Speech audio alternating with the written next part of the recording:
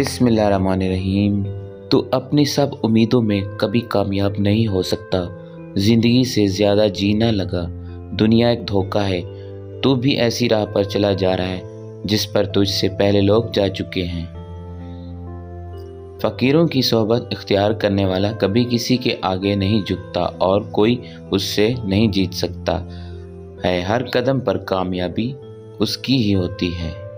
जिस घर में चमगादड़ घर बनाए तो समझ जाइए उस घर में बहुत जल्द रिज़्क में तंगी का बाइस है और घर में बीमारी का सबब है। हमारी ये छोटी सी वीडियो अच्छी लगी हो तो इसे लाइक ज़रूर कर दीजिएगा। चैनल पर न्यू है तो चैनल को सब्सक्राइब कर दीजिएगा।